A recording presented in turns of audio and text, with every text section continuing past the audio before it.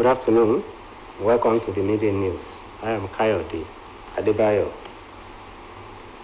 President Bola Tinubu has arrived in Paris, France, for 3-day state visit aimed at deepening the relationship between Nigeria and France. The President's Special Advisor on Information Strategy, Mr. Bayo Nanuga, who announced the arrival in a statement, said Tinubu and his wife Oluremi were accorded full military honors by the French Republican Guard upon arrival at Orly Airport. The visit, which officially starts today, will see Tinubu and Senator Oluremi welcome at the historic Les Invalides by French President Macron and First Lady Brigitte Macron. The leaders will engage in high-level talks at the Palace de Liège, focusing on a broad spectrum of key areas, including agriculture, security, education, health, youth development, and energy transition. The key highlight of the visit is emphasis on youth development, with both presidents committed to expanding youth exchange programs and fostering expertise in automation, entrepreneurship, and leadership, among others. Osun State Governor Senator Adeleke has credited the achievement of his administration to divine grace, commitment of his cabinet, and support of the people of the state. Governor Adeleke stated this at the expanded Ipade Imale, where he reaffirmed his administration's dedication to improving the quality of life for all and sundry. Governor's office correspondent Oluwatobiloba Odunoga has the details. In his address at the expanded Ipade Imole held in Osogbo, the state capital, as part of the activities marking the second anniversary of Governor Ademola Adeleke's administration, Governor Adeleke expressed profound appreciation to the people of Osun State for their unwavering support, noting that their trust and feedback have been instrumental in shaping his administration's policies. The governor further detailed significant progress across multiple sectors, listing accomplishments such as the construction of over 150 kilometers of roads, the renovation of 99 schools, and the upgrade of 200 primary healthcare centers. Other milestones included the payment of 47 billion naira in pensions, the launch of a mechanized agricultural program with 31 tractors, and the provision of 332 boreholes to combat water shortages across the nooks and crannies of the state. My dear people of Osun State, external, internal reviews confirm our achievements. Our administration has reduced rural health access gap by 40% in the last 2 years. Increased healthcare access to all pensioners from less than 10% to 90% within 2 years. Closed road infrastructure gap and deficit by 50% from 80%. Took agri mechanization from 0% to 35%. Build digital economy policy structures from 0% to 55%. Build public service integrity from 25% to almost 70%. Expanded local content from 0% to 75%.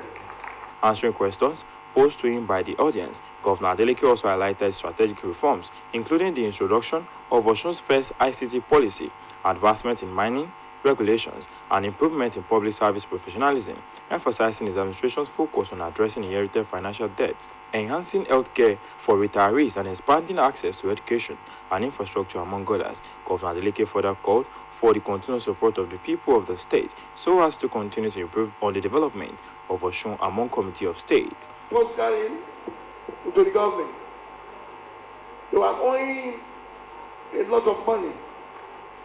And I said, look, I cannot put Osun State in trouble again by borrowing money. And as at that time, I don't know what to do. But I turned to God.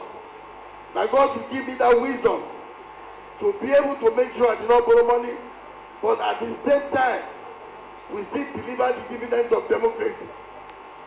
And of course, I block all the leakages where unnecessary money is going out. The audience, which included social and political activists, members of the public, among others, commended the governor for delivering his campaign promises in 2 years while recognizing the welfare of the people of the state, among others. Highlights of the ceremony were the unveiling and symbolic presentation of certificates of occupancy by the governor and presentation of Award of Excellence to the governor by the Nigerian Student Constituency. Present at the occasion were the Deputy Governor, Prince Kola Adewusi, Speaker Osun State of Assembly, Honorable Adewale Ekbedun, wife of the Governor, Chief Titilola Adeleke, and other members of the State Executive Council, the business mogul Dr. Deji Adeleke, matriarch of the Adeleke dynasty Yeye Modupe Adeleke Soni, and the chairman Osun People's Democratic Party, Honorable Sunday Bisi, and members of the 8th Senate, among others. It has been Huluwa Tobiloba Odunuga reporting. The Senate will debate the tax reform bills today and may subsequently pass it for a second reading. This came to the fore when the Deputy Senate President, Jibrin Barau, who presided over the plenary, hinted that the bills would likely be passed. The Senate leader, Bamidele Opemeyemi, stated that the bills will be debated at the plenary today. His comment followed a dazzling presentation by the chairman of the Presidential Committee on Fiscal Policy and Tax Reforms, Taiwo Oyedele, alongside the chairman of the Federal Inland Revenue Service, SAC Adedeji, Director General of Budget Office, Tanimu Yakubu, were allowed into the plenary to explain the tax reform bills to the lawmakers. President Bola Tinubu had earlier in October forwarded 4 tax reform bills to the National Assembly, while its debate generated controversies at various levels, including governors telling lawmakers not to pass the bills. However, the presentation, which highlighted key aspects of the reforms, garnered significant attention among senators, as comprehensive explanation of the reforms embedded in the 4 bills currently before the Senate left a strong impression on many lawmakers. The House of Representatives has asked its committees on finance, petroleum, to investigate reports from the Revenue Mobilization, Allocation and Fiscal Commission alleging that the NNPC withheld 8.48 trillion naira as claimed subsidies for petrol. The House further stated that the investigation will address the NEITI report, stating that NNPC failed to remit $2 billion in taxes to the federal government. The committees were further directed to verify the total cumulative amount of unremitted revenue under recovery from the sale of petrol by the NNPC between 2020 and 2023. The House also approved the 2025 to 2027 medium-term expenditure framework and fiscal strategy paper ahead of next week's presentation of the 2025 appropriation bill to the National Assembly by President Bola Tinubu. The MTEF is a multi-year plan for public expenditure that sets targets for budget expenditure and fiscal policy designed to ensure that the objectives are respected throughout the budget process. And now to sports. Nigeria's male senior cricket team, Yellow Greens, have booked a place in the final series of the 2026 ICC T20 World Cup qualifiers with 1 game to spare. Steve Tikolo's men sealed their spot in the final phase of the qualifiers after beating Sierra Leone by 29 runs for their 4th straight win at the Africa Sub-Regional Qualifier C in Abuja. The Yellow Greens were also joined by Botswana, who also secured the second automatic qualifying spot from the group after beating Eswatini by 9 wickets.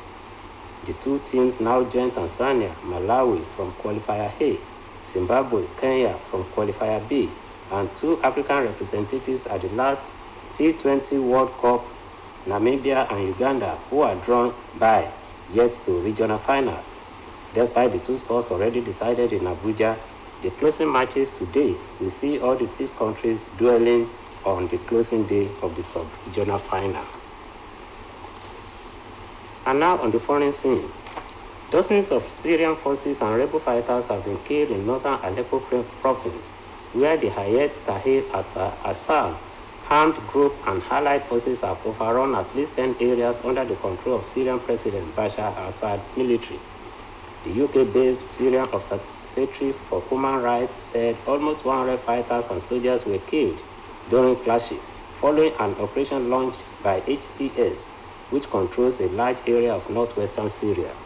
Activists working with the observatory reported 44 members of HTS killed, along with 16 members of allied armed groups. Moreover, 37 members of the Syrian forces, including at least 4 officers of different ranks, were killed and 5 members were captured, while weapons depots, armored vehicles, machineries, and heavy weapons were taken over. The monitoring group also said that civilians, including children, have been killed and injured in the clashes, which saw Syrian forces fire hundreds of shells and missiles on civil and military positions during the fighting. HTS fighters and their allies advanced almost 10 kilometers from the outskirts of Aleppo city and a few kilometers away from NUBL and Sahara, 2 predominantly Shia towns where the Iran-backed Hezbollah group has a strong armed presence. And that ends the midday news on OSBC TV. Please join us at 3 for the state news. Good afternoon.